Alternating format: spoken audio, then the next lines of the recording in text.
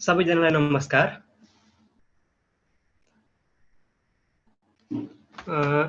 आज मिति 2077 साल भाद्र महिनाको 28 गते संविधान सप्ताह 2077 अन्तर्गतको दोस्रो श्रृङ्खलामा हजुरहरूलाई स्वागत गर्न पाउँदा म एकदम खुसी भएको छु।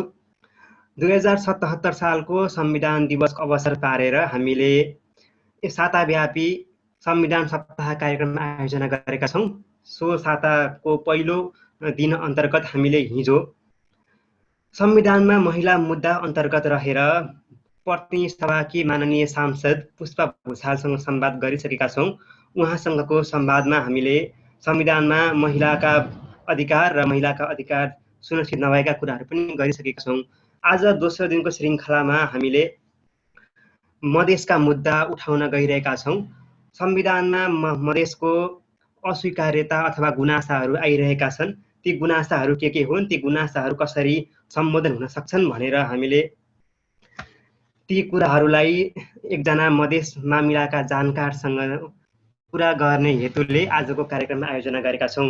हामीसँग आजको संवादमा छलफल गर्नका लागि हाम्रा वक्ता हुनुहुन्छ मधेस मामिलाका जानकार डाक्टर राजेश अहिराजी। नमस्कार डाक्टर साहब। नमस्कार, स्वागत छ। धन्यवाद।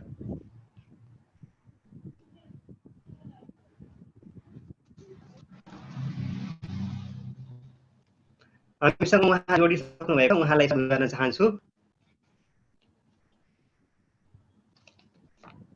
मधेस आन्दोलन तथा मधेसवादका विषयमा विक्रमसम्म 2072 सालमा त्रिभुवन विश्वविद्यालयबाट विद्यावारिधि गर्नुभएका डाक्टर अहिराज मधेस मामिलालाई निकटबाट निहालिरहनुभएका एकजना मर्मज्ञ हुनुहुन्छ।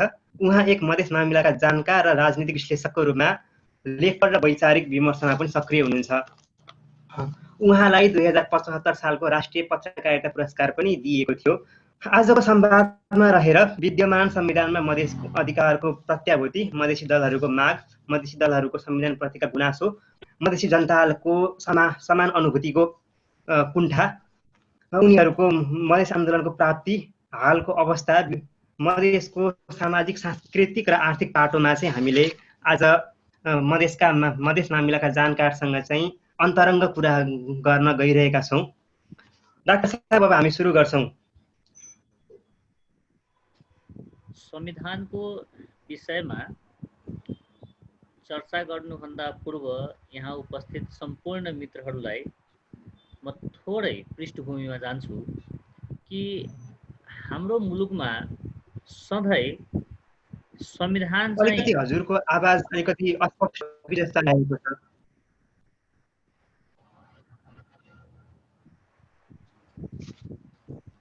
एयरफोन जोडौँ है त।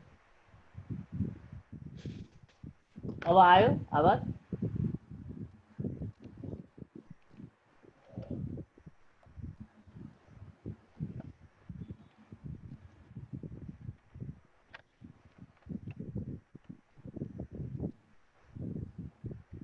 आयो आवाज आयो? सङ्कल्पजी? हजुर, आज आइरहेको छैन। अझै छैन? अलिकति सुन्नमा समस्या भइरहेको छ।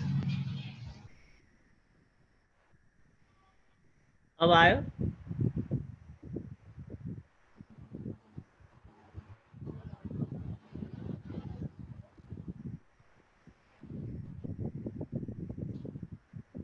आवाज आइरहेछ?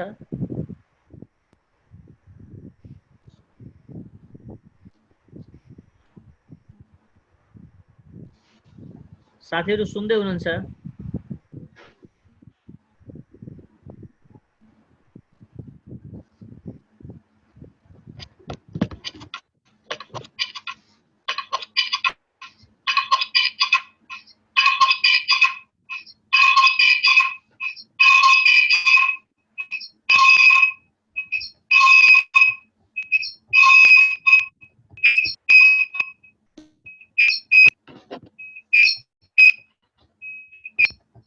संकल्पजी, आवाज आयो? हजुर हजुर अब आयो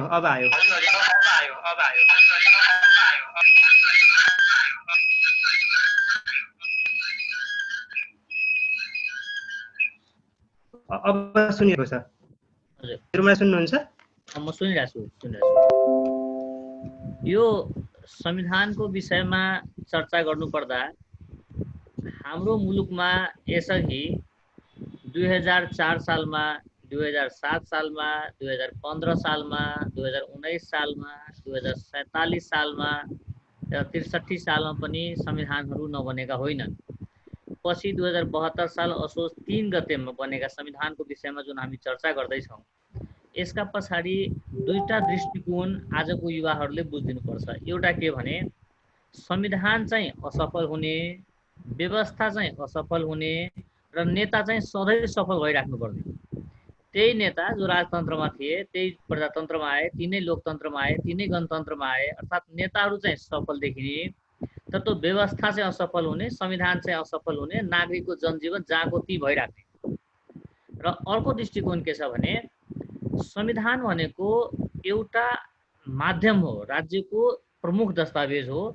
संविधानमा लेखेकै भरमा नागरिकले समानताको न्याय पाउने र नलेखेको भरमा नपाउने चाहिँ होइन। विश्वका कतिपय मुलुकमा संविधान पनि छैन भने जापान जस्तो मुलुकमा विदेशीले बनाइदिएको संविधान 100 वर्षभन्दा बढी नागिसक्यो, तर त्यहाँका सञ्चालकहरू इमान्दार भएका कारणले, जनमुखी भएका कारणले, देशमुखी भएका कारणले त्यहाँ जनताले विकासका, समृद्धिका, समानताका अनुभूतिहरू प्राप्त गरे। संविधान संशोधनीय दस्तावेज हो, तर संविधान संशोधनकै नाउँमा देशको समय खर्च गर्ने, नागरिक बीच विभेद ल्याउने र समानताको सदुपयोग नगर्ने र सधैँ अर्कालाई आरोप लगाएर आफ्नो जागिर पचाइराख्ने काम चाहिँ यो राम्रो होइन। यो दुईटा कुरा मैले यहाँलाई किन बिन्ती गरेँ भने कुनै पनि विषयवस्तुलाई हेर्दाखेरि तीनटा पक्ष असाध्यै प्रभावकारी हुन्छ।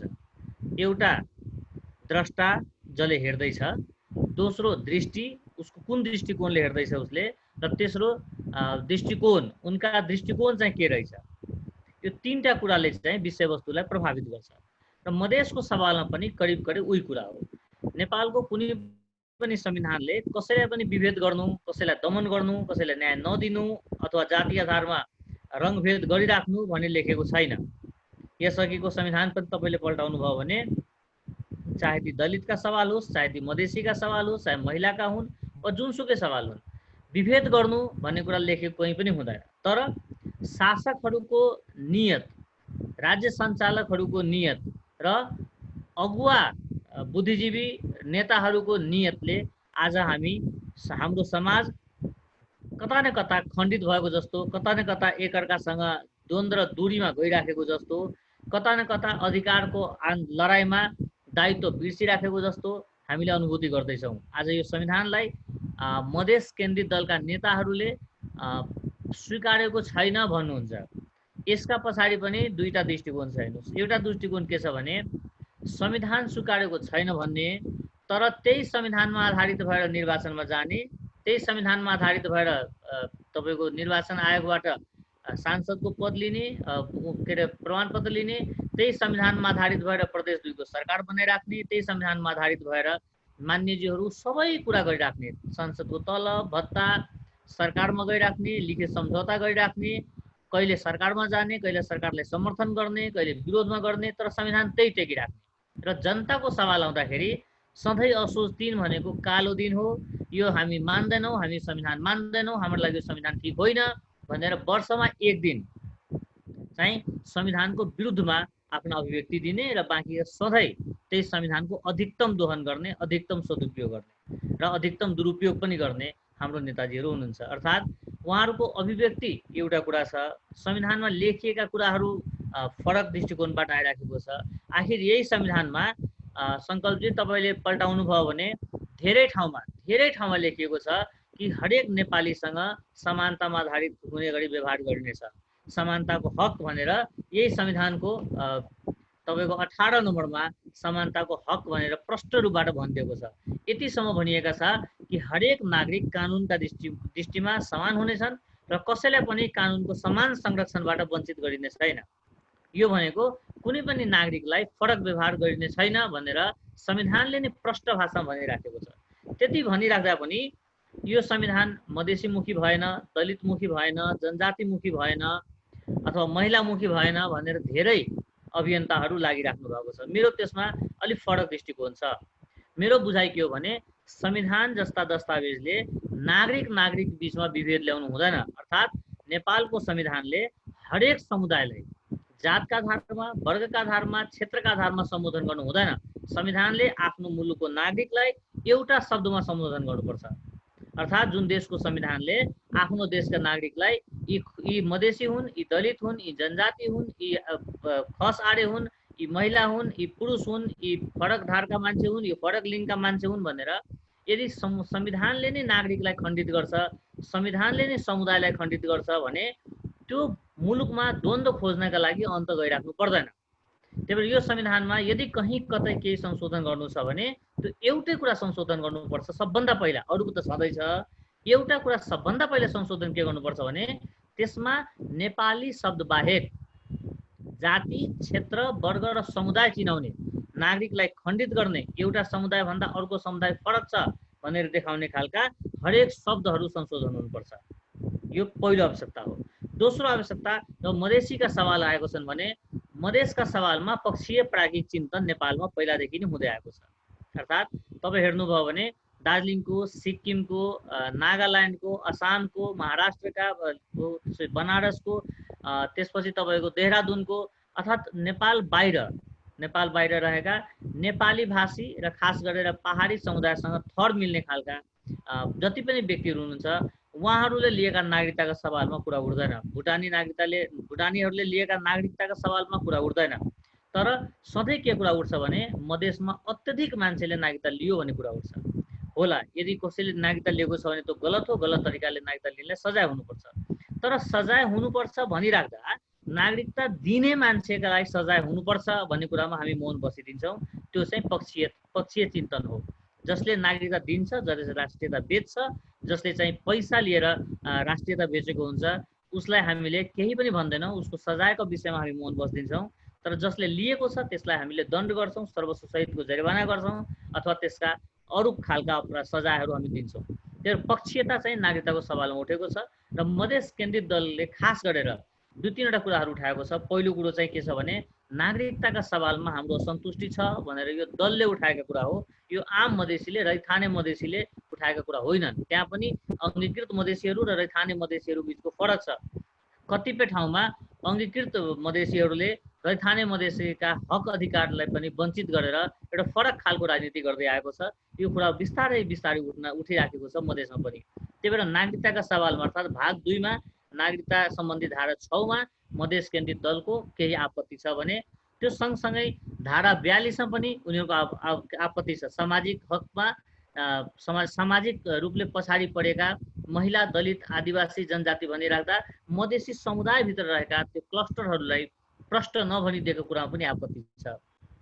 र धारा 84 को उपधारा 2 मा पनि समानुपातिक निर्वाचन प्रणाली अन्तर्गत मधेस केन्द्रित दलको आपत्ति रहेछ। उहाँहरूको भनाइ चाहिँ के हो भने जनघनत्वको आधारमा निर्वाचन क्षेत्र निर्धारण हुनुपर्छ। अर्थात् पपुलेसन जति छ देशभरिको पपुलेसनलाई अहिले राज्यले, सरकारले घोषणा गरेको, संविधानले घोषणा गरेको जति पनि निर्वाचन क्षेत्र छ त्यसलाई त्यो बमोजिम भाग ल्याएर चाहे मधेसका जिल्ला होस् वा हिमाली जिल्ला होस् जनसङ्ख्याका आधारमा प्रतिनिधित्व निर्धारण हुनुपर्छ भन्ने मधेस केन्द्रित दलको धारणा हो, जो म चाहिँ विमति राख्छु। कि हाम्रो जस्तो विकट मुलुकमा जहाँ चाहिँ एउटा वडाबाट अर्को वडामा पुग्न असाध्यै कष्टकर छ, 1 दिन लाग्न सक्छ, जहाँ चाहिँ टेलिफोनमा टावर समात्नको लागि 4 घण्टा 5 घण्टा पहाड उक्लिनु पर्ने स्थिति छ, जहाँ आयोडिन भएको नुन खान नपाएर गाउँ गलगाड बोकेर बस्नु परेछ, त्यस्तो मुलुकहरूमा जनघनत्वको आधारमा मात्र निर्वाचन क्षेत्र निर्धारण हुनु हुँदैन। त्यहाँ चाहिँ निकटता र विकटतालाई पनि ठाउँ दिनुपर्छ। अर्थात् त्यहाँ चाहिँ भूगोललाई पनि ठाउँ दिनुपर्छ। 70-40 दिए पनि भयो, 60-40 दिए पनि भयो, 70-30 वा 60-40 जे गर्दा हुन्छ। तर जनघनत्वको सँगसँगै भूगोललाई पनि ठाउँ दिएर मात्र निर्वाचन क्षेत्र निर्धारण गरिनुपर्छ, जुन चाहिँ अहिले अभ्यासमा भइराखेको छ। त्यस्तै मधेस केन्द्रित दलका अरू पनि थुप्रै कुराहरू, अस्ति मैले सुनेको थिएँ 101 भन्दा बढी उहाँहरूको सुझाव छ। कमा फुल स्टप लगायतका कुराहरूमा उहाँहरू विमति जनाइराख्नु भएको छ। उहाँहरूको विमतिमा धारा 14 पनि छ, भाषालाई जुन स्वीकार गरिएको छ। धारा 28 को 1 मा पनि उहाँहरूको विमति छ। धारा 28 मा 17 को 2 मा 259 मा 38 मा 40 मा धेरै ठाउँहरूमा उहाँहरूले संशोधनका कुरा राख्नु भएको छ। तर मैले बुझ्न नसकेको कुरा के हो भने उहाँहरूले त्यो कुराहरू संशोधनमा राखिराख्दा, उहाँले राज्यसँग समानुपातिक समावेशिता कुरा गरिराख्दा, उहाँले समानताको कुरा गरिराख्दा त्यही मधेस केन्द्रित दलले सञ्चालन गरेको 100% अधीनस्थ रहेका प्रदेश नम्बर 2 को सरकारमा त्यहाँको मन्त्री परिषदमा त्यहाँ चाहिँ महिलाको अनुपस्थिति हुनु, प्रदेश नम्बर 2 मा रहेका गैर मधेसी समुदायका नेपालीहरू जो प्रदेश नम्बर 2 मा हुनुहुन्छ उहाँहरूलाई प्रदेश नम्बर 2 को सरकारले कुनै पनि ठाउँ नदिनु, विकासका कुराहरूमा हाइवे र नन हाइवे बिचको फरक छुट्याइदिनु, यो प्रदेश नम्बर 2 मा भइराखेको कुराहरूलाई हेर्दाखेरि केन्द्रमा चाहिँ समानताको कुरा गर्ने र प्रदेश नम्बर 2 मा असमान व्यवहार गर्ने, केन्द्रमा चाहिँ हाम्रो जनघनत्वको आधारमा प्रतिनिधित्व भएन भन्ने, तर प्रदेश नम्बर 2 मा त्यहाँ रहेका फरक समुदायलाई कुनै ठाउँ नदिने, यसरी एकातर्फ विभेदका विरुद्धमा आन्दोलित भइराख्ने, अर्कोतर्फ आफैले विभेद गरिराख्ने, यो खालका दोहोरो चरित्रहरू त्यहाँ देखिएको छ। त्यही भएर संविधान आफैमा सबै कुराको पूर्णता होइन, त्यसको सञ्चालकहरू इमान्दार भइदियो भने, त्यसका वाहकहरू त्यसका संवाहकहरू इमान्दार भइदियो भने संविधानले विकासलाई रोक्दैन। नेपालको यो संविधानले मधेसभरि अस्पताल खोल्नको लागि रोकेको छैन, मधेसभरि राम्रा राम्रा विद्यालयहरू खोल्नका लागि रोकेको छैन। यो संविधानले मधेसभरि पिचै पिच हुने र मधेसका कृषकहरूलाई उच्च स्तरीय सेवा सुविधा दिनको लागि रोकेको छैन। यो संविधानले मधेसी महिलालाई, दलितलाई, जनजातिलाई र मधेसी समुदायभित्र रहेका अरू पछाडि पारिएका क्लस्टरलाई न्याय दिनको लागि रोकिराखेको छैन। हो, राजनीतिक द्वन्द्वका लागि चाहिँ रोकिएको छ। मधेस केन्द्रित दलका नेताहरूले राजनीतिक द्वन्द्व गइराख्ने, मुलुकमा एउटा अस्थिरता मचाइराख्ने र सधैँ राज्यलाई एक खालको घुर्की दिने र मन्त्री पद लिइराख्ने, त्यसका लागि पक्कै कहीँ न कहीँ यो संविधानले एउटा हतियारको रूपमा काम गरेको छ। यो संविधान उहाँहरूले समस्या समाधानका लागि होइन, द्वन्द्वको निरन्तरताका लागि विभिन्न पक्षहरू उठाइराख्नु भएको छ, जुन पक्ष मधेसी जनताको लागि प्रत्यक्ष सरकार नराख्ने खालको छ। र मलाई लाग्छ नेपालका बुद्धिजीवीहरूले मधेस केन्द्रित दलले उठाएका मुद्दालाई यो मधेसको मुद्दा हो भनेर सोचिदिनु हुँदैन, त्यो विशुद्ध त्यो दलको मुद्दा हो। नेपाली काङ्ग्रेसले उठाएका मुद्दा चाहिँ नेपाली काङ्ग्रेसको मात्र हुने, नेपाल कम्युनिस्ट पार्टीले उठाएको मुद्दा चाहिँ नेपाल कम्युनिस्ट पार्टीको मात्र हुने, तर जसपाले उठाएको चाहिँ सिङ्गो मधेसको मुद्दा हुने भन्ने भावबाट हामी बाहिर निस्किनुपर्छ। जुन दलले जति मत पाएको छ, जति प्रतिशत मत पाएको छ, वा जुन दलको वर्चस्व जानेरी छ, वा जुन दलले जेको प्रतिनिधित्व गर्छ, हामीले उहाँलाई त्यहीको रूपमा हेरिदिनुपर्छ। हामीले वैचारिक रूपबाट हेर्दाखेरि राजेन्द्र महतोजीलाई, मोहन ठाकुरजीलाई, उपेन्द्र यादवजीलाई उहाँहरूलाई मधेसको प्रतिनिधित्वको रूपमा होइन, जनता समाजवादी पार्टीको प्रतिनिधित्वको रूपमा हेर्न थाल्नुपर्छ। यदि हामीले त्यसरी हेर्न थाल्ने हो भने नेताले उठाएका माग र जनताले उठाएका मागको बिचको फरक हामी प्रश्न बुझ्छौँ र संविधानमा द्वन्द्वको खेती गर्ने कामहरूमा कमी आउन थाल्छ। हो, संविधानमा कमी कमजोरी छ, विश्वका अधिकांश देशका संविधानमा केही न केही कमी कमजोरी हुन्छ, यो सुधार गर्नुपर्ने कुरा हो। तर संविधानमा कमी कमजोरी छ भनेर एक दिन चाहिँ रोइ कराई गर्ने र 364 दिन त्यही संविधानलाई टेकेर संसद भइराख्ने, त्यही संविधान टेकेर तलब खाइराख्ने, संविधानको गाडी चढिराख्ने, सरकारमा गइराख्ने र सरकारमा गएर फेरि आफ्नो घर परिवार नातागोता भित्र रुमलिराख्ने र सत्ताच्युत भएपछि यो संविधान ठिक छैन, यो मधेस विरोधी हो भनेर हल्ला गरिराख्ने, यस्ता खालका प्रवृत्तिहरूबाट यो देशलाई नै जोगाउनु पर्ने जरुरी छ। यो मधेसमा मात्र यो खालको समस्या होइन, पछाडि पारिएका नाममा जति पनि अधिकारवादी दलहरू छ, सङ्गठनहरू छ, उहाँहरूले यो कुराहरू बेला बेलामा उठाइराख्नुहुन्छ र मलाई लाग्छ आरक्षणका सवालहरू, संविधानमा रहेका अरू कुराहरूलाई हामीले एक एक गरी हेर्ने हो भने हाम्रो संविधानले नेपालीलाई नेपाली भएरै बस्नको लागि कहीँ छेकेको छैन, नेपालभरि विकास गर्नको लागि कहीँ छेकेको छैन, नेपालका हरेक नागरिकलाई राज्य प्रदत्त समानताको अधिकार दिनको लागि कहीँ छेकेको छैन। त्यही भएर संविधानको सदुपयोग गर्ने हो भने द्वन्द्वका ठाउँहरू छैन। यदि संविधानका शब्द केलाएर हेर्ने हो भने यो संविधानलाई दलित, जनजाति, महिला, मधेसी, पछाडि परेका, पारिएका सबैले द्वन्द्व गर्दा गर्दै 500 वर्षसम्मलाई पुग्ने गरी द्वन्द्वका कुराहरू हाम्रो संविधानमा विद्यमान छ। पहिले यस्तो कुरा गरिरहँदा संविधान भनेको चाहिँ कानुनी स्वीकार्यताको कुरा मात्र नभई सामाजिक स्वीकार्यताको पनि कुरो हो। मधेसमा रहेको नेपाली समाजले चाहिँ संविधानलाई नस्वीकारेको धेरै गुनासाहरू आउँछन्। कानुनी स्वीकार्यता मात्र नभएर सामाजिक स्वीकार्यता ल्याउने चाहिँ कसरी भएको छ? हेर्नुहोस्, मधेसी समाजले यो संविधान नस्वीकारेको भन्ने कुरा चाहिँ मलाई विमति छ। किनभने यो संविधानका विरुद्धमा मधेसका नागरिक समाज र मधेसका समाज चाहिँ उल्टेको होइन। यो केही दलहरूले विमति राखेका हुन्। अहिले त त्यो दल एकै ठाउँमा गइसके। अर्को, त्यो संविधानलाई स्वीकारेर सांसद भइसकेका, त्यो संविधानमा शपथ ग्रहणमा म यो संविधानलाई अक्षरशः पालन गर्छु भनेर शपथ खाइसकेर यो संविधान फेरि ठिक होइन भन्नु भनेको त राजनीतिक बेमानी हो नि। जति पनि सांसदहरू पुग्नु भएको छ मधेस केन्द्रित दलबाट, उहाँहरूले संविधान सभाको शपथ खानु भएको छ कि म यो संविधान स्वीकार्छु, यो संविधानको अक्षरशः पालन गर्छु र यो संविधानको अक्षरशः पालन गर्न जनतालाई प्रोत्साहन गर्छु भने त्यस्तै खालका शब्दहरू सहित, त्यस्तै खालका भाव सहित उहाँहरूले शपथ ग्रहण गरेको होइन।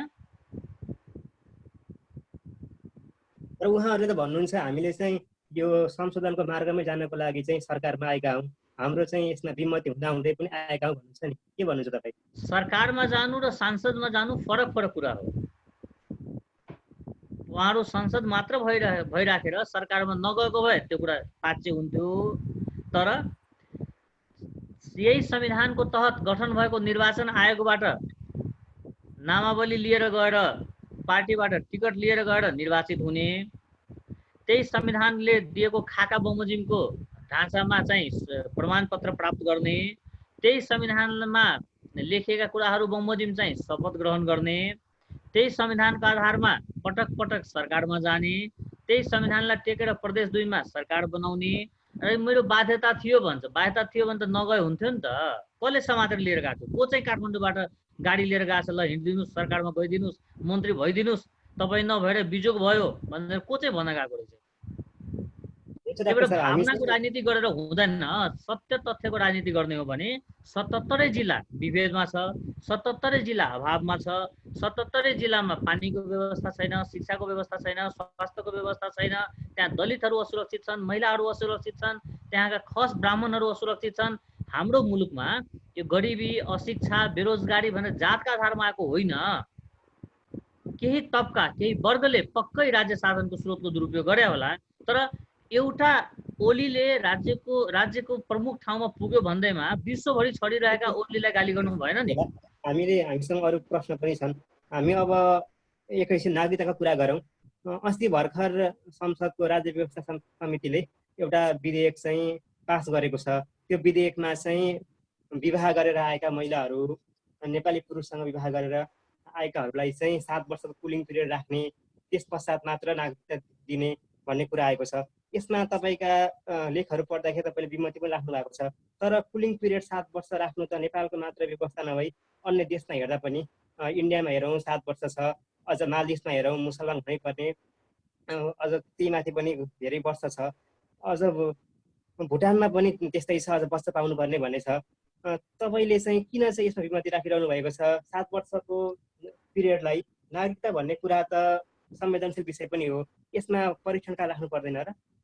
हेर्नुहोस्, मेरो बुझाइ के हो भने हाम्रो मुलुक बल्ल तल्ल एक हुँदैछ। अहिलेसम्म भौगोलिक एकीकरण मात्रै भएको र आत्मीय एकीकरण नभएको मुलुक हो नेपाल, जहाँ चाहिँ जनताहरू करदाता र मतदाता भन्दा माथि उठ्न सकेको छैन, जहाँ राज्यले कर लिइसकेपछि जनताको भविष्यप्रति त्यति गम्भीर नहुने र नेताजीले मत लिइसकेपछि आफ्नो मतदाताप्रति गम्भीर नहुने मुलुक हो।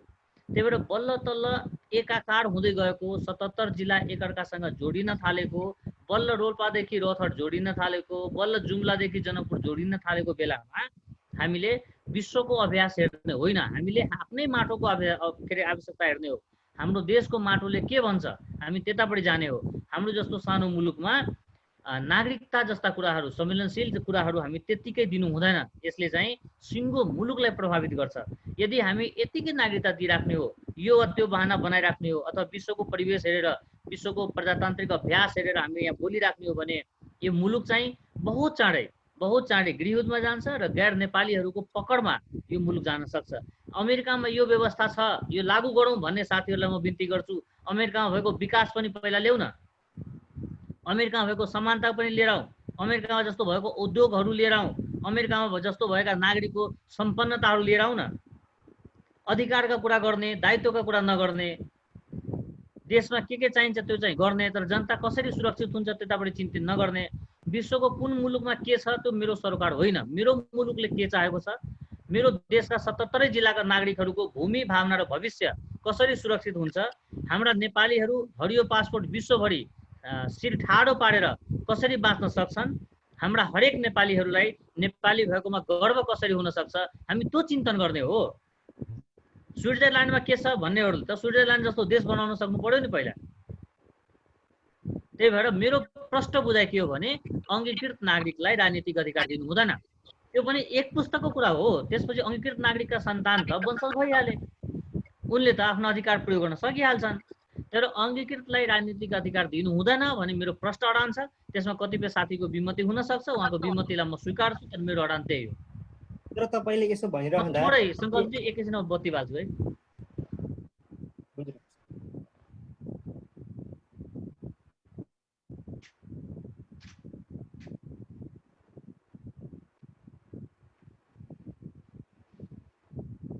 तर डाक्टर साहब हजुरले यस्तो भनिरहँदा नागरिकता जस्तो कुरामा यो त दुईतर्फी कुरो भयो नि त। नागरिकता पनि दिने अथवा अनि तपाईले भोट नहाल भन्दाखेरि त यो त विभेद भएन र? होइन, भएन। राज्यले आफ्नो आवश्यकता अनुसार व्यवहार गर्न सक्छ। यो चाहिँ विभेद भएन। विभेद भन्ने कुरा के हो भने एउटै समुदायको वा एउटै पक्षको वा एकै किसिमको कुराहरूमा यदि फरक व्यवहार गरिन्छ भने त्यो विभेद हो। जब नागरिकतै फरक छ, अङ्गीकृत फरक नागरिकता हो, वंशज फरक नागरिकता हो भने नागरिकतै फरक भएपछि विभेदको कुरा हुँदैन। हेर्नुहोस्, एउटा सानो कुरा के हो भने जस्तै ल क्याम्पसको फर्स्ट इयरमा पढ्दै गरेको विद्यार्थीहरूलाई त्यहाँ फरक व्यवहार गरियो भने त विभेद हो। फर्स्ट इयरको विद्यार्थी एलएलबीको र एलएलएम फर्स्ट इयरको विद्यार्थीमा समानता ल्याऊ भन्नु चाहिँ विवाद हो है। यो विभेदको कुरा यहाँ चाहिँ यो शब्द यहाँ एडजस्ट हुन सक्दैन, किनभने एकै खालको नागरिकता बोकेको अङ्गीकृत मात्रै बोकेका पात्रहरूमा कसैलाई चाहिँ भोट दे कसैलाई चाहिँ नदे भन्नु चाहिँ विभेद हो। वंशज नागरिकहरूमा कसैले चाहिँ उम्मेदवार पाउँछ कसैले पाउँदैन भने त्यो चाहिँ विभेद हो। तर अङ्गीकृत र वंशज फरक फरक भएकोले त्यसलाई चाहिँ विभेद हुनु मिल्दैन र दुवैको बिचमा समानता खोज्नु पनि कता न कता यो प्राज्ञिक चिन्तनको विषय हो, छलफलको विषय हो। यो चाहिँ हाम्रो देश सुहाउँदो विषय चाहिँ होइन। यो कुरा त भयो। यो कुरा गरिरहँदा हामीले चाहिँ नेपाली महिलासँग विवाह गरेर आउने पुरुषको कुरा चाहिँ भुलिराखेका छौँ। पुरुषको विषयमा चाहिँ कुनै पनि ऐनले कुनै पनि दस्तावेजले चाहिँ प्रष्ट रूपमा बोलेको देखिँदैन। यसरी चाहिँ महिलाको अधिकार अथवा पुरुषले महिला विवाह गर्दा चाहिँ 7 वर्ष कुलिङ पिरियड राखौँ भनेर भन्ने, अनि चाहिँ पुरुषको विषयमा चाहिँ केही पनि कुरा नबोल्ने गर्दाखेरि चाहिँ तपाईँ के भन्नुहुन्छ? यो कुरा चाहिँ जायज छ? हेर्नुहोस्, यो त के छ भने पुरुषको हकमा मात्र होइन, फरक लिङ्गी भएका तेस्रो लिङ्गीको हकमा पनि हामीले एकैचोटि कानुन बनाउनुपर्छ। हामीले छोरा र छोरीमा विभेद गर्नु हुँदैन। जसरी बुहारीले कुनै देशको नागरिकता परित्याग गरेर नेपालमै आउँछु भन्छन् र उनलाई हामीले वैवाहिक अङ्गीकृत दिन्छौँ भने, त्यस्तै ज्वाइँले पनि आफ्नो देशको नागरिकता परित्याग गरेर म नेपालमा बस्छु भनेर भन्छ भने हामीले उहाँसँग पनि समानताको व्यवहार गर्नुपर्छ। हामीले नागरिकता वितरणमा त्यो खालको जस्तै छोराको लागि, बुहारीको लागि, छोरीको लागि अथवा तेस्रो लिङ्गीका लागि हामीले फरक व्यवहार गर्नु हुँदैन। तर कुरा के मात्र हो भने राजनीतिक अधिकार दिने हो भने यो मुलुक 2टा कार्यकालमा अथवा 2टादेखि 3टा निर्वाचनमा सङ्कल्पजी तपाईँले हेर्नुहोला कि तपाईँ हामी बसेर छलफल गर्दाखेरि राष्ट्रिय सभामा 5 जना पूर्व चाइनिज, 10 जना पूर्व इन्डियन, 10 जना पूर्व भुटानी, 10 जना फलानु देशको, 5 जना फलानु देशको हामीले गनेर बस्नुपर्छ। अहिले त नाम त नभनौँ, अहिले त प्रतिनिधि सभामा र प्रदेश सभामा फरक फरक किसिमको मान्छे, फरक फरक किसिमको अभिव्यक्ति र संसदकै पद जाने खालको अभिव्यक्ति हुँदा पनि मलाई संसदको पद भन्दा मेरो माइती प्यारो छ भन्ने मान्यजीहरू हामीले पाएका छौँ भने अबको 10 वर्षपछि हाम्रो हालत के हुन्छ? त्यही भएर नेपाल आन्तरिक रूपबाट बलियो नभइसकेको, नागरिकहरूको बिचमा आत्मीय एकीकरण नभइसकेको र हामीले राजनीति बल्ल बल्ल बुझ्न थालेको कारण अब अवस्थामा हाम्रो देश नागरिकताका सवालमा चाहिँ कठोर हुनुपर्छ है। नागरिकता चाहिँ रोक्नु हुँदैन। म 7 वर्षको त्यो कुलिङ पिरियड चाहिँ म मान्दिनँ, त्यो राम्रो होइन। तर अङ्गीकृत नागरिकलाई राजनीतिक अधिकार नहुने शर्तमा ती व्यक्तिले आफ्नो मुलुकको नागरिकता परित्याग गरी आवश्यक कागज बुझाएकै बखत नागरिकता दिँदा हुन्छ। हुन्छ डाक्टर साहब। अब हामी अलिकति भाषाको कुरा गरौँ। मधेसले चाहिँ भाषामा अलिकति विमति जनाएको छ। भाषाको कुरा गर्दाखेरि चाहिँ अहिले चाहिँ नेपालको संविधानले सबै भाषालाई मातृभाषाको रूपमा पनि उल्लेख गरेको छ। यस्तो भनिरहँदा पनि मधेसले चाहिँ भाषाको कुरामा बेला बेला विवाद उठाउनु अथवा भाषाको कुरा चाहिँ संशोधन गर्नुपर्छ भन्ने कुरा गर्दाखेरि तपाईँ के भन्नुहुन्छ? यो कुरा चाहिँ उनीहरूले जायज कुरा गरिरहेका छन् कि उनीहरूको यो चाहिँ आफ्नै स्वार्थको लागि कुरा गरिरहेका छन्? होइन, संविधानमा त भाषाका सवालमा त प्रष्ट भनिएको छ कि सङ्घीय संसदमा नेपाली भाषालाई कामकाजको भाषाको रूपमा स्वीकार गर्ने र प्रादेशिक संसदमा आफ्नो किसिमको भाषालाई, त्यहाँको स्थानीय भाषालाई ठाउँ दिन मिल्ने भन्ने कुरा त प्रष्ट रूपमै भनिएको छ, होइन? हजुर।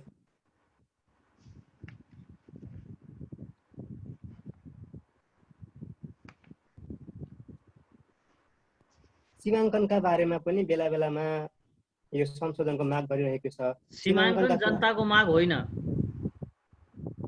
यदि जनताको माग नहुँदो हो त जनताको लागि राजनीति गर्छौँ भनेका राजनीतिक दलले कुरा किन उठाउँछ?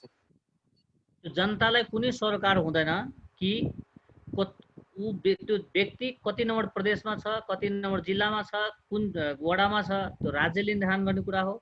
सीमाङ्कनका विषयका कुराहरू, जनघनत्वको आधारमा निर्वाचन क्षेत्र निर्धारण गर भने जस्ता कुराहरू यो जनताको माग होइन। यसो भए चाहिँ अङ्गीकृत नागरिकले चाहिँ कार्यकारी पद अथवा प्रधानमन्त्री, राष्ट्रपति जस्ता पदहरू पाउनुपर्ने पनि त जनताको माग होइन होला नि?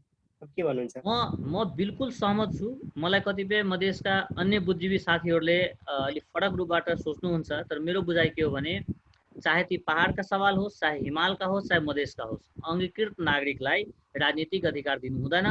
चाहे त्यो संविधानले तोकेको केही सिटहरू मात्र होइन, कुनै पनि ठाउँमा वडा स्तरमा पनि, वडाका सामान्य सदस्य स्तरमा पनि मत दिने अधिकार पनि दिनु हुँदैन अङ्गीकृतलाई। अङ्गीकृतलाई हामीले राजनीतिक अधिकार दियौँ भने तपाईँ ढुक्क हुनुहोस्, त्यो समय आउँछ जहाँ संसदमा नेपालीहरूको वर्चस्व कम हुन्छ र उहाँहरूले चाहे बमोजिमको संविधान संशोधन गर्नुपर्छ र अङ्गीकृतले कानुन बनाउने र वंशजले लाम लाएर पालन गर्नुपर्ने स्थिति हुन्छ।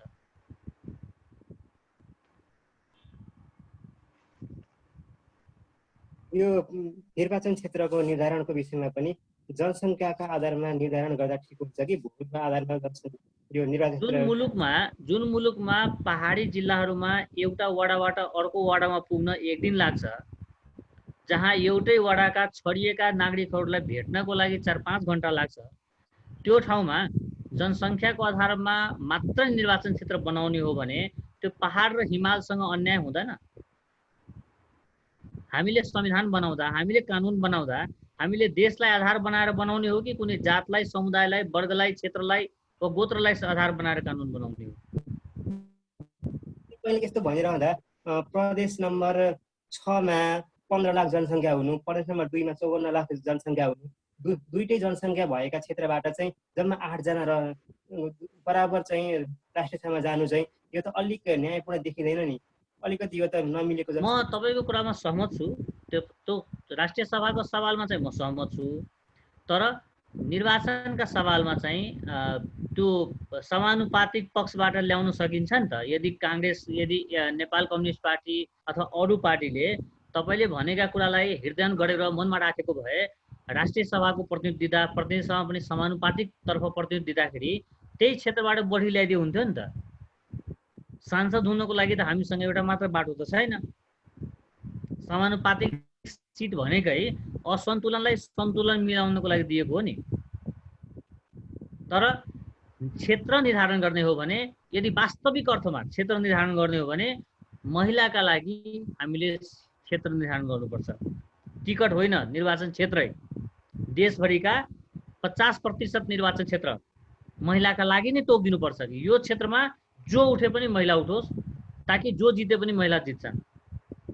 यदि वास्तवमा हामीले मुलुकलाई समानतातर्फ लाने हो, समभावतर्फ लाने हो, हामीले आफ्नो घरका चेलीबेटी आमालाई यो के अरे समभावको अनुभूति दिलाउने हो भने गरौँ न, निर्वाचन क्षेत्र नै तोकौँ कि सबै जिल्लाको 50% निर्वाचन क्षेत्र, त्यो पनि रोटेसनमा। यो पटक चाहिँ 1 र 2 पढ्यो भने अर्को पटक 3 र 4 पढोस्। त्यसरी रोटेसनमा निर्वाचन क्षेत्र नै डिक्लेयर गर्ने कि यो निर्वाचनमा यो निर्वाचन क्षेत्र महिलाका लागि मात्रै सुरक्षित गरिएको छ। अनि पो हुन्थ्यो त प्रतिस्पर्धा, अनि पो महिलाहरू आपसमा प्रतिस्पर्धा गरेर आउनुहुन्थ्यो त, संसदमा आउनु सजिलो हुन्थ्यो नि त। त्यसो भए संविधानको वास्तविक मर्म चाहिँ नबुझिएकै हो त। मधेसले उठाएका कुराहरू अथवा मधेसले गर्ने कुराहरूमा नबुझेको पनि कसरी भन्ने, त्यही संविधानलाई टेकेर सांसद हुनु भएको छ, त्यही संविधानलाई शपथ ग्रहण गर्नु भएको छ, त्यही संविधानका अक्षर पालन गर्छु भनेर कसम खाएर तलब खानु भएको छ, त्यही संविधानलाई टेकेर सरकार बनाउनु भएको छ, अनि त्यही प्रस्तावना पढ्नु भएको छैन होला त। सधैँ जनताले झुक्याउने, सधैँ चाहिँ आफू चाहिँ संविधानको शपथ ग्रहण गर्ने, अक्षर पालन गर्छु भनेर कसम खाने, अनि त्यही संविधान ठिक छैन भन्ने, यो त दोहोरो बेमानी हो। तपाईँले यस्तो भनिरहँदा चाहिँ तपाईँलाई एउटा आरोप आउने गर्छ, तपाईँ अलिकति मधेसको मुद्दामा संवेदनशील हुनुहुन्न, हजुरले चाहिँ मधेसका मुद्दामा विरोध गर्नुहुन्छ भन्ने चाहिँ तपाईँलाई आरोप आउँछ नि त। मधेसको मुद्दामा विरोध गरेको होइन सङ्कल्पजी, मधेसी नेताको दोहोरो चरित्रलाई मात्रै उदाङ गरेको। मधेसले सिङ्गो एउटै कुरा, मधेसले जम्मा एउटा कुरा खोजेको छ, त्यो भनेको समभाव हो, त्यो भनेको इम्प्याथी हो। त्योभन्दा तल र त्योभन्दा माथि मधेसले केही खोजेको छैन। कसैलाई प्राज्ञिक बहस गर्नु छ भने मसँग आउँदा हुन्छ। म भावनाको राजनीतिमा विश्वास गर्दिनँ, म चाहिँ जातीय राजनीतिमा विश्वास गर्दिनँ। मेरो बुझाइ के हो भने मधेसको कुरा गरिराख्दा देशलाई आधार बनाएर कुरा गर्नु पर्यो। मधेसले के पाएन भनिराख्दा यो देशले दलितलाई, जनजातिलाई, महिलालाई, पछाडि परिएका क्षेत्रलाई के दियो भन्ने कुरा पनि सम्झिनु पर्यो। जुन काठमाडौँले कीर्तिपुरलाई पानी दिन सकेको छैन, पाटनलाई शुद्ध हावा दिन सकेको छैन, अनाम नगरको बिजुली व्यवस्थापन गर्न सकेको छैन, सिंहदरबारभित्र भुसिया कुकुर हटाउनलाई 2 करोडको बजेट निकाल्छ, त्यो सरकारले थानकोटलाई के दिएन भनेर के छलफल गर्नु। अलिकति हामी विषयान्तर भयौँ, अब अलिकति विषय अर्कै विषयमा छिरौँ। अलिकति मधेस आन्दोलनको कुरा गरौँ। 1816, 1836 र 1860बाट चाहिँ अलिकति मधेसमा आन्दोलनको अलिकति झिल्को उठेको जस्तो देखिन्छ। त्यसपछि 2007 सालमा तराई काङ्ग्रेसको स्थापना भयो। 2015 सालमा पनि अर्को 15 साल मधेसी जनक्रान्ति दलको गठन, 40 सालको मधेस सद्भावना पार्टीको अनसन, 47 सालको मधेसी आन्दोलनको आधुनिक युग, 63-64मा बृहत मधेस आन्दोलन, 72 सालको फेरि अर्को आन्दोलन। यी बेला बेला हुने आन्दोलनहरूले चाहिँ मधेसका मर्महरू कति चाहिँ संविधानमा चाहिँ संस्थागत गर्न सफल भयो होला। यी आन्दोलनहरूको कारण चाहिँ संविधान कतिको चाहिँ सफल भएको देख्नुहुन्छ हजुर? यी आन्दोलनका कुराहरू संविधानले कतिको चाहिँ सम्बोधन गरेको छ? मधेसमा आन्दोलन गर्ने पक्ष एउटा छ र त्यसका उपलब्धि लिने पक्ष अर्को भएका कारणले मधेसले न्याय पाउन सकेको छैन। मधेसले गरेको आन्दोलन समानताका लागि थियो, शिक्षाका लागि थियो, स्वास्थ्यका लागि थियो, समभावका लागि थियो। मधेसमा भएको आन्दोलन हामी सबै नेपाली समान हौ, हामीलाई समभावको दृष्टिकोणले हेर, हामीलाई इम्प्याथी देऊ, त्यसका लागि थियो। मधेसले गरेको आन्दोलन कसैलाई शिक्षा मन्त्री, कसैलाई स्वास्थ्य मन्त्री, कसैलाई उप प्रधानमन्त्री बनाइदेऊ भनेर होइन, तर त्यो मर्मको दुरुपयोग भयो। तपाईँलाई सम्झनाको लागि भनौँ, 64 सालपछि अहिलेसम्म आइराख्दा तकरिबन 74 जनाभन्दा बढी मधेसी मूलबाट, मधेस केन्द्रित दलबाट मन्त्री हुनुभयो। स्वास्थ्य मन्त्री भएका पात्रले भन्न सक्नुपर्छ नि, उहाँ स्वास्थ्य मन्त्री भइराख्दा मधेसको स्वास्थ्यमा के विकास गरिदिनु भयो। 4-4 जना भौतिक योजना मन्त्री भइराख्दा हुलाकिसेर किन बनेन भन्न सक्नु पर्दैन। मधेसको दोहनको विषय हो। सधैँ मधेसी जनताको भावनासँग खेलवाड गर्ने, मधेसी मतलाई जम्मा पार्ने, कहिले काङ्ग्रेसलाई बुझाउने, कहिले एमालेलाई बुझाउने, कहिले माओवादीलाई बुझाउने, अनि उसले दिएका सांसद पद, उसले दिएका मन्त्री पद, उसले दिएका झन्डावाला गाडीमा घुम्ने, अनि फेरि वर्षमा एकचोटि चाहिँ संविधान कालो हो भन्ने, अनि 364 दिन चाहिँ संविधान ठिकै हो भनेर रमाउने। मधेसी जनताको भावनाको दोहन भएको छ। मधेस केन्द्रित दलले मधेसी जनताको भावनाको दोहन गरेको छ। तपाईले यस्तो भनिरहँदा यसमा चाहिँ सुधार गर्नुपर्ने पक्ष के कुरालाई चाहिँ सम्बोधन गरियो भने चाहिँ यस्ता कुराहरू, समस्याहरू आउँदैनन्, अथवा मधेसी जनताका मागहरू चाहिँ सम्बोधन गर्न चाहिँ राजनीतिक दलहरू चाहिँ तयार हुन्छन्। के कुरा गरियो भने चाहिँ मधेसको खास मधेसको चाहिँ माग सम्बोधन हुन्छ, समाधानको पाटो के देख्नुहुन्छ? पहिलो कुरो त के हो भने मधेसबाट मधेस केन्द्रित दलले मात्रै मत पाएको छैन। जुन दलले सबभन्दा बढी मत पाएको छ, अर्थात् काङ्ग्रेसले, एमाले, माओवादीले, जुन दलले सबभन्दा बढी मत पाएको छ त्यो दल मधेसका लागि त्यति नै बढी जिम्मेवार हुनुपर्छ। मधेस भनेको नेपालभन्दा बाहिरको भूमि होइन, मधेसीहरू भनेको गैर नेपाली होइनन्। त्यही भएर मत लिन घर दैलो पुग्ने, 90% मत चाहिँ यी ठुला पार्टीले लिने, अनि 10% मत लिएका दललाई तिमीले मधेसको लागि के गर्यौ भनेर हामीले सोधे बस्ने। त्यहाँ छ पक्षीय प्राज्ञिक चिन्तन। जुन पार्टीले मधेसबाट जति बढी मत लिएको छ हामीले तिनलाई सोध्ने हो, तपाईँले मधेसबाट बढी मत लिनुहुन्छ र मधेसलाई तपाईँले के गरिदिनु भयो, हामीले त्यो सोध्ने हो। समग्रमा भन्नुहुन्छ भने हाम्रो मुलुकमा तीनटा ठुलो समस्या छ। पहिलो समस्या भनेको संरचनागत रङ्गभेद हो, जो काङ्ग्रेस आए पनि, नेकपा आए पनि, अरू जुन पार्टी आए पनि मधेसी समुदायलाई संरचनागत समभावको अवस्था दिँदैन, प्रतिनिधिमूलक समानताको अवस्था दिँदैन। त्यो संरचनागत रङ्गभेद पहिलो समस्या हो। दोस्रो समस्या के हो भने पक्षीय प्राज्ञिक चिन्तन हो। हामीले नागरिकताको कुरा गरिराख्दा हामीले खालि बिहार, युपी हेर्छौँ, अरू प्रदेश हामी हेर्दैनौँ। हामीले नागरिकता कुरा गरिराख्दा नागरिकता लिने मान्छेलाई दण्डित हुनुपर्छ भन्ने चाहना राख्छौँ, दिने मान्छेलाई जेसुकै होस् उनलाई कारबाही हुनु भएन भन्ने भाव बोक्छौँ। हामीले नागरिकताको कुरा गरिराख्दा नेपाल प्रवेश गरेका मान्छेको माथि निगरानी गर्छौँ, तर नेपाल बस्न लायक मुलुक होइन, यहाँ ज्यान असुरक्षित छ, त्यहाँ इज्जत असुरक्षित छ भनेर विदेशीको पाउमा निवेदन दिएर नेपालको नागरिकता त्यागेर विदेशी नागरिकता बोकेर विदेशमा बसेका नेपाली नागरिकता त्यागिसकेका व्यक्तिहरूको बारेमा हामी बोल्दैनौँ। दोहोरो नागरिकता बोकेकाहरू अङ्गीकृत भन्दा बढी घातक हुन्। उनले त यो मुलुकै राम्रो होइन, यो मुलुकै बस्न सक्ने ठाउँ छैन, यहाँ मानवताको हनन हुन्छ, यहाँ मान्छे जिउँदै जलाइन्छ, यहाँ चाहिँ बस्न सकेर खान सकिएन, बस्न सकिएन, यहाँ जीवन असुरक्षित भयो भनेर विश्वभरि छडेर निवेदन दिएर विश्वभरिका मुलुकमा नेपालको लिखित रूपबाट बेइज्जत गरेर चाहिँ फरक देशको नागरिकता बोकेका छन्। हामीले जबसम्म वास्तविकतालाई समुदायको आधारमा हेरेर बस्छौँ तबसम्म मधेसले न्याय पाएको अनुभूति गर्दैन। 17,000 नेपाली मारेको चाहिँ सरकारमा बस्ने, रेशम चौधरी चाहिँ कारागारमा भइराख्नु पर्ने, यो समुदायका आधारमा कानुनको प्रयोग भइराख्ने हो भने मधेसले न्यायको अनुभूति गर्न सक्दैन। त्यही भएर पहिलो कुरा के छ भने कानुनको प्रयोग समुदायको आधारमा बन्द हुनुपर्छ।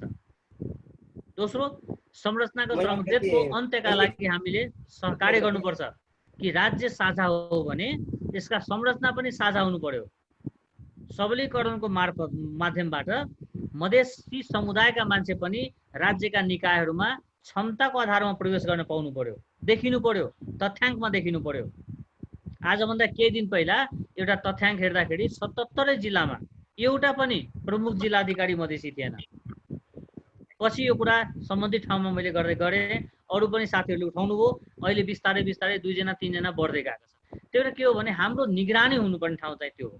तेस्रो कुरो के हो भने पक्षीय प्राज्ञिक चिन्तनबाट हामी मुक्त हुनु पर्यो। नेपालका बौद्धिक जमात अहिले पनि पक्षीय प्राज्ञिक चिन्तनमा रमाउँछ। अब डाक्टर सीके रावको प्रसङ्ग पनि ल्याइहालौँ, उनको कुरा पनि अलिकति एकछिन गरौँ। उनले चलाइरहेको पृथकतावादी अभियान चाहिँ अहिले पछिल्लो समय आएर सरकारसँग सहमतिमा पनि आएको छ। उनको जनमत पार्टी चाहिँ अब मधेसमा राम्रो विकल्पको रूपमा चाहिँ जनताहरू हेर्न थालेका छन्। तपाईँ यसलाई कसरी हेर्नुहुन्छ? के उनको पार्टीले विकल्पको राजनीति गर्ला? हेर्नुहोस्, विखण्डन, द्वन्द्व, दूरी, घृणा, हत्या यी राजनीतिक कुरा होइनन्। राजधर्मले यो कुरा सिकाउँदैन। त्यही भएर उहाँले यदि देशलाई अगाडि बढाउने 77 जिल्लाको नागरिकको हकमा सोच्ने र पछाडि पाडिएका समुदायलाई एकै लाइनमा उभ्याउन सक्ने भावसहितको राजनीति गर्नुभयो भने उहाँको भविष्य सुरक्षित छ। यदि उहाँले जातको, क्षेत्रको, वर्गको, गोत्रको, रङको, उचाइको, मोटाइको राजनीति गर्नुहुन्छ भने उहाँको भविष्य धेरै लामो समयसम्म सुरक्षित हुँदैन। किनभने विश्वभरि छरिएका नेपालीहरू अब 77 जिल्लालाई घर मानिसक्यो, 77 जिल्लाका व्यक्तिहरूलाई आफ्नो परिवारको सदस्य मानिसक्यो। अब नेताजीहरूले हामीलाई जातको आधारमा, क्षेत्रका आधारमा, गोत्रका आधारमा, भूगोलका आधारमा हामीलाई ठग्ने, हामीले लडाउने, हामीलाई भिराउने काम चाहिँ अब लामो जान सक्दैन। अब दलितलाई जनजातिसँग, जनजातिलाई खससँग, खसलाई मधेसीसँग, मधेसीलाई महिलासँग भिराउँछु र अत्यधिक मत लिएर सरकारमा जान्छु भन्ने भ्रमबाट नेताजीहरू जति चाँडो मुक्त भयो त्यति राम्रो। मधेसको समस्या हल नहुनुमा चाहिँ कतिपय बेला चाहिँ कतिपय ठाउँबाट चाहिँ कुरा आउँछ, यो चाहिँ मधेसले आफैले सिर्जना गरेको समस्या भन्दा पनि कहिलेकाहीँ चाहिँ छिमेकीको हस्तक्षेप अथवा आकाशका छिमेकीको पनि अलिकति हात छ भन्छन् नि। तपाईँ कसरी हेर्नुहुन्छ यो कुरालाई? मेरो बुझाइ त के हो भने मधेसको समस्या राजनीतिक समस्या होइन, यो विशुद्ध सामाजिक समस्या हो र सामाजिक समस्याको समाधान चेतनाका आधारमा हुन्छ। नेपाली समाजमा चेतना बढ्दै गएपछि बाहुनले दलितलाई दलित भएका कारणले हेप्न छोड्छन्। उनको ज्ञानका आधारमा, उनका सिपका आधारमा जब उनलाई आदर गर्न थाल्छ, जब मधेसीले जनजातिलाई हामी एउटै परिवारको सदस्य हौँ भनेर अँगालो हाल्न थाल्छ, जब एउटा बाहुनको घरको छेउमा एउटा दलितको अथवा एउटा जनजातिको अथवा अरू कुनै जात वर्गको मान्छेले घर बनाउँदा हामी एकै परिवारको सदस्य हौँ भन्ने भाव आउँछ, त्यसपछि यी कुराहरू हराउँछन्। हेर्नुहोस्, विभेदका कुराहरू। त्यही भएर मधेसका सवालमा मेरो बुझाइ के हो भने यो विशुद्ध सामाजिक समस्या हो। यसको चेतनाका आधारमा मात्र समाधान हुन सक्छ। सामाजिक समस्याको राजनीतिक समाधान जब जब हामी खोज्छौँ तब तब मधेसमा लास खस्छ र मधेसका केही पात्रहरू सरकारमा जान्छ। अब चाहिँ हामीसँग जुम मार्फत जोडिनु भएकाहरूले चाहिँ केही प्रश्न राख्नु भएको छ तपाईँलाई। म ती प्रश्नहरू चाहिँ तपाईँ समक्ष राख्छु। रितेश पन्थीजीले भन्नुहुन्छ, तपाईँलाई केही मधेसकै केही मित्रले तपाईँ काठमाडौँमा बसेर बोल्नुहुन्छ, तपाईँलाई मधेसको वास्तविक कुरो थाहा छैन भनेर भन्छन् नि, तपाईँ के भन्नुहुन्छ? मधेसका कुन नेताको काठमाडौँमा घर छैन? मधेसका बच्चालाई मैथिलीमा पढाउनु पर्छ, मातृभाषामा पढाउनु पर्छ भन्नेहरूको छोराछोरी काठमाडौँको बोर्डिङ स्कुलमा अङ्ग्रेजी पढ्दै गरेको कुरा थाहा छैन हामीलाई?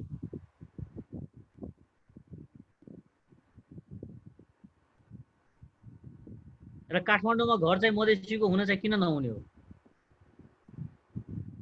तपाईँमाथि चाहिँ यी आरोपहरू बेला बेला अर्को कुरा अमेरिकाको अर्थशास्त्र पढ्नको लागि अमेरिकै बस्नुपर्ने, जापानको विकासको बारेमा अध्ययन गर्नले जापानै पुग्नुपर्ने, चीनले 25 वर्षमा कसरी आफ्नो देशलाई रूपान्तरण गर्यो भने बुझ्नको लागि अर्को 25 वर्ष चीनमै गएर बस्नुपर्ने कुरा कहीँ छ? अलिकति ठिक छ हजुरको यसको लागि उत्तरको लागि। हामी चाहिँ अब अर्को प्रश्न गर्छौँ। मधेस चाहिँ यो राजनीतिक रूपमा अहिले पो विवादमा आयो अथवा राजनीतिक समस्या सामाजिक समस्या भन्न सकिन्छ, धेरैले राजनीतिक समस्या पनि भन्छन्। त्योभन्दा अगाडि त मधेस भनेको त एउटा छुट्टै पहिचानको थियो नि त। मधेसमा चाहिँ यो अन्न भण्डारको रूपमा चिनिन्थ्यो, सांस्कृतिक पहिचानले पनि समृद्ध थियो। अचेल सांस्कृतिक समृद्धताका कुराहरू चाहिँ अलिकति लोप हुँदै गएका हुन् जस्तो पनि देखिन्छ।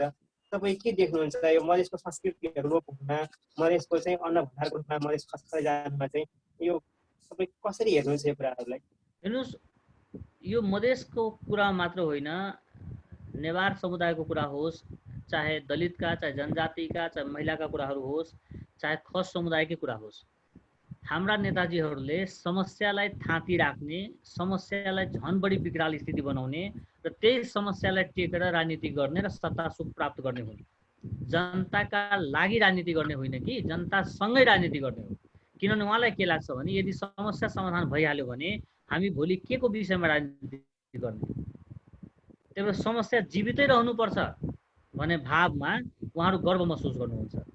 तपाईँ हेर्नुभयो भने हिजो मात्रै मैले माधवजीको एउटा इन्टरभ्यू सुन्दै थिएँ।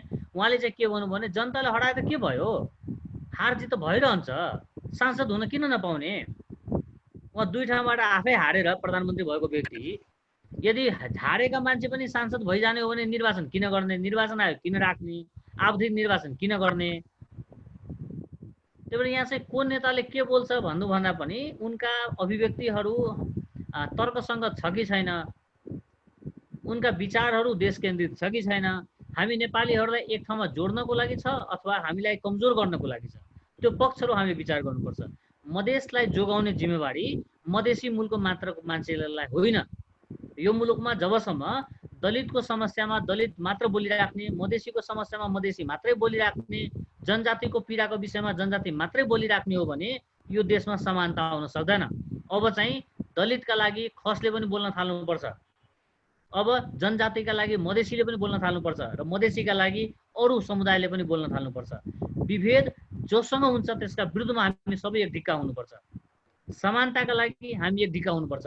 77 जिल्लामा कुनै पनि ठाउँमा आगो लाग्यो भने मेरो घर जल्दैछ भन्ने अनुभूति हुनु पर्यो। त्यही भएर 77 जिल्लालाई नै घर मान्ने हो र हरेक नेपालीलाई परिवारको सदस्य मान्ने हो भने सङ्कल्पजी हाम्रो मुलुक स्वर्गभन्दा पनि सुन्दर, प्रकृतिको धनी र विश्वले आँखा गाड्न सक्ने, लोभ लाग्ने, नेपालमा आएर घुमौँ, नेपालमा आएर बसौँ, नेपालको लागि के अरे पास के हुन्छ नि त्यसलाई, त्यो ट्राभलिङ उहरू लिएर यहीँ घुमौँ भन्ने खालको सुन्दर ठाउँ बनाउन सकिन्छ। यहाँ त नागरिकसँग भिडाएर, नागरिकलाई जात गोत्र धर्मका आधारमा भिडाएर, जनजातिलाई नेपाली होइन, मधेसीलाई चाहिँ नेपाली होइन, महिला पनि नेपाली होइनन्, दलित पनि नेपाली होइनन्, यी नाना थरीको नाटक गरेर यो समावेशिताका नाममा, आरक्षणका नाममा, सहभागिताका नाममा विभिन्न खालका प्रपञ्च गरेर नागरिकलाई खण्डित गर्ने काम भएको छ। त्यो भएर मधेसका सभ्यता, मधेसका संस्कृति, मधेसका इतिहास जोगाउने जिम्मेवारी मधेसीको मात्र होइन, सबै नेपालीको। अर्को प्रश्न आएको छ, मधेसी आयोगको पनि अलिकति प्रश्न आएको छ। मधेसी आयोगको गठन गरियो, तर चाहिँ मधेसी आयोग गठनपछि चाहिँ अहिले त्यसको सोटसार केही पनि छैन, केही पनि कुरा बाहिर आउँदैन। यसले चाहिँ के गरिरहेको छ अहिले, तपाईँको के जानकारी हुनुहुन्छ? यदि मधेसी आयोग, दलित आयोग, जनजाति आयोग, थारू आयोग, मुस्लिम आयोगहरू राख्ने हो भने मानव अधिकार आयोग खारिज गरिदिनु पर्थ्यो। कि त यिनीहरू मानव होइनन् भनेर छुट्टा छुट्टै आयोग भएको हुनुपर्छ। यदि मानव अधिकार आयोग छँदैछ भने यस्ता आयोगहरूको कुनै औचित्य छैन। अर्को प्रश्न गरौँ त्यसो भए, मधेसमा बढ्दो विकृति नियन्त्रण र सीमा व्यवस्थापन राज्य कमजोर भयो भनिन्छ। त्यसैले को यो मधेसमा राज्य विरुद्ध भावनात्मक विचलन आयोग कि ल्याइयो, अब कसरी हुन्छ समाधान? यो राज्य विरुद्धको भावना ल्याउनमा काठमाडौँका बुद्धिजीवीहरू अग्रस्थानमा छन्, नेपालका कर्मचारीहरू र ठुला पार्टीका नेताहरू अग्रस्थानमा छन्, जसले मधेसलाई संरचनागत रङभेद गर्दै आएको छ, जसले मधेसलाई दोहनको विषय बनाउँदै आएको छ। काठमाडौँबाट मधेस झरेका हाकिम साहब मधेसमा बोर्डर बेच्ने, तस्करी गराउने, त्यो पैसाले काठमाडौँमा घर बनाउने र घर बनिसकेपछि त्यही छतमा बसेर मधेसीहरू त भ्रष्ट रहेछ नि भन्ने।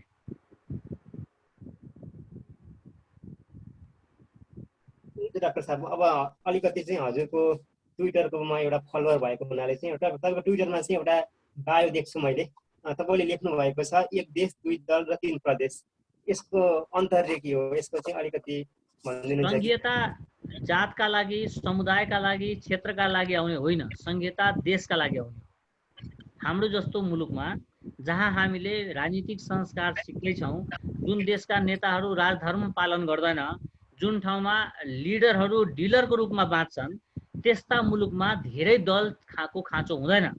यदि मधेस केन्द्रित दल काङ्ग्रेससँग पनि मिल्न सक्ने, एमालेसँग पनि मिल्न सक्ने, माओवादीसँग पनि मिल्न सक्ने, राप्रपासँग पनि मिल्न सक्ने हो भने छुट्टै दल किन हो चाहिए हो? यदि राप्रपाले एमाले र काङ्ग्रेससँग मिलेर सरकारमा जान सक्छ भने छुट्टै राप्रपा नाम किन राख्नु पर्यो हो? त्यही भएर मेरो आफ्नो बुझाइ के हो भने, यदि वैचारिक अडान छैन, यदि राजनीतिक प्रष्टता छैन, यदि चाहिँ जसरी पनि सत्तामा जानुपर्छ भने सोच बोकेर जनमतको अपमान हुने व्यवस्था रहिरहन्छ भने नागरिकहरू एक हुन सक्दैन। त्यही भएर नेपाल जस्तो मुलुकमा यसलाई सुन्दर, शान्त, भव्य र समृद्ध बनाउनको लागि नेपाललाई एक देश दुई दल भनेपछि एउटा लेफ्ट र एउटा डेमोक्रेट टाइपको दुईटा दल र तीनटा प्रदेश पनि 24 जिल्लाको, त्यो पनि हरेक प्रदेशले भारत र चीनको सीमा छुन सक्ने, हरेक प्रदेशले हिमाल र तराई पाउन सक्ने 24 जिल्लाको तीनटा प्रदेश बनाउने र काठमाडौँ, ललितपुर, भक्तपुर यो कुनै प्रदेशमा नराख्ने, यसलाई चाहिँ कमन टेरिटोरी बनाउने। त्यही भएर देशलाई या समग्रमा भन्नुहुन्छ भने आम नेपालीहरूको भूमि, भावना र भविष्यलाई सुरक्षित राख्ने हो भने नेपाललाई एक देश दुई दल र तीन प्रदेश भन्दा अर्को विकल्प हुनै सक्दैन भन्ने मेरो आफ्नो अडान। र यति भनिराख्दा यो कार्यक्रमको अन्तिममा पनि हामी भन्छौँ कि आज हामी त्यो अवस्थामा पुगेको छौँ कि हामीले कि त देश जोगाउनु पर्छ कि त नेता जोगाउनु पर्छ। अब दुईटा मध्ये एउटा जोगाउने हामीसँग विकल्प रह्यो, हामी दुईटा जोगाउन सक्दैनौँ। कार्यक्रमको अन्त्यमा पनि छौँ। तपाईँलाई चाहिँ तपाईँले भनिरहँदा चाहिँ एउटा प्रश्न सन्दर्भ लाग्यो कि तपाईँ संहिताको विरोधी हो र? होइन, मैले तीनटा प्रदेश भनेको त संहिताको अवधारणा होइन र। म चाहिँ जातीय संहिताको विरुद्धमा हो। म चाहिँ मेरै जातको, मेरै थरको, मेरै गोत्रको मुख्यमन्त्री हुनुपर्छ भन्ने भावनाको विरुद्धको मान्छे हो। म चाहिँ मेरै परिवारको मान्छे मन्त्री बन्नुपर्छ भन्ने भावनाको विरुद्धको मान्छे हो। म जातको आधारमा संहिता, गोत्रका आधारमा तपाईँको जिल्ला, त्यो हुनु हुँदैन। संहिता देशका लागि चाहिन्छ, देशलाई आवश्यकता छ भने र देशका नागरिकहरूको भविष्यलाई सुरक्षित गर्नको लागि यदि आवश्यक छ भने 3टा प्रदेशमा त्यसलाई चेन्ज गरेर अगाडि बढ्न सक्नुपर्छ। ऋण लिएर संहिता पाल्नु यो राम्रो होइन, ऋण लिएर नेता पाल्नु यो राम्रो होइन।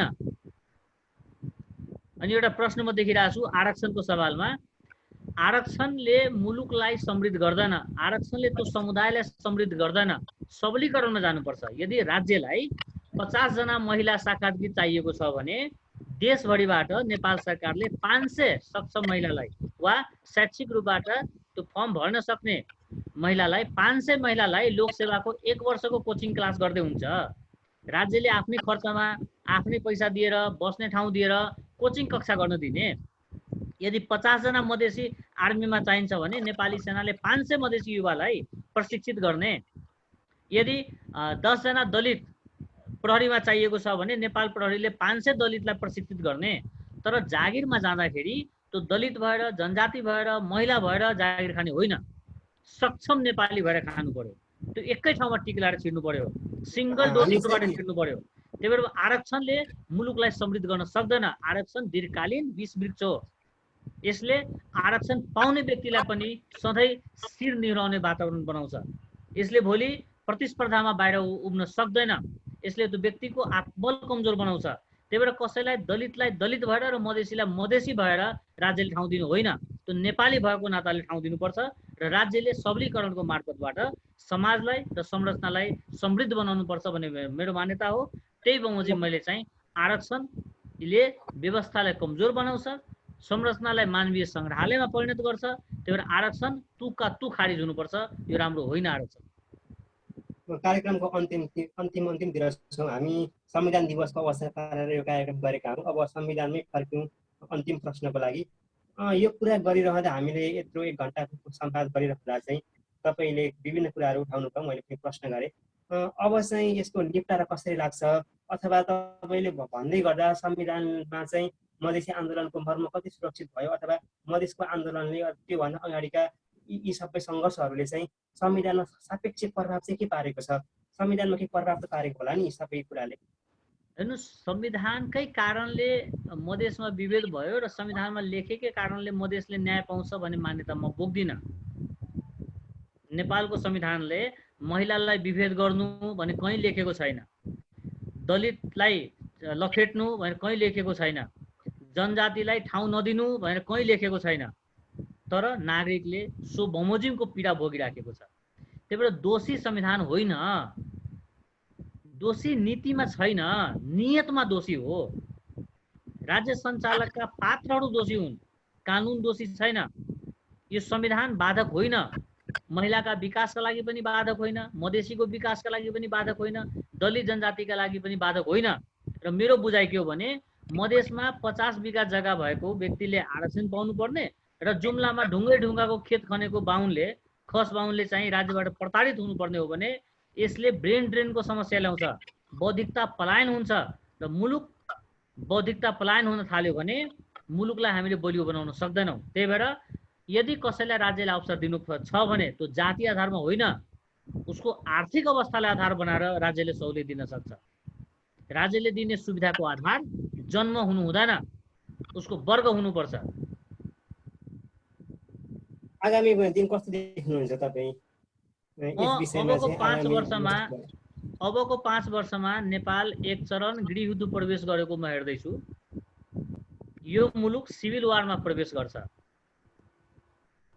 त्यसका आधार पहिलो आधार भनेको भोक हो, दोस्रो आधार भनेको धार्मिकतामा बढ्दै गएको घृणा हो, तेस्रो आधार भनेको आम नेपाली आज न्यायपालिका, कार्यपालिका, पत्रकारिता र व्यवस्थापिकामाथि विश्वास गुमाइसकेको छ।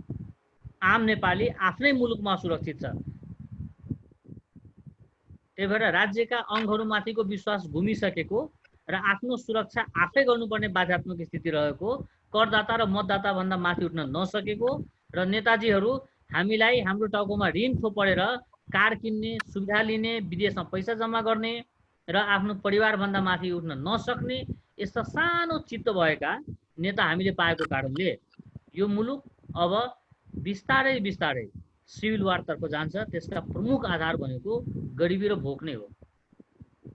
हुन्छ डाक्टर साहब, हजुरको समयका लागि हामी आभारी छौँ। हजुरसँग चाहिँ संवाद गरिरहँदा चाहिँ मधेसका बारेमा विभिन्न जुन किसिमका चाहिँ अबुझाइहरू थिए तीहरू अलिकति कम भएको छ। यो मधेसको कुरा चाहिँ हामी फेरि पनि गर्छौँ, यो कुरा चाहिँ गरिरहनुपर्छ। हामीलाई समय दिनुभएकोमा चाहिँ हजुरलाई विशेष धन्यवाद दिँदै आजको संवाद चाहिँ हामी यहीँ सक्छौँ डाक्टर साहब। धेरै धेरै धन्यवाद। नमस्ते डाक्टर।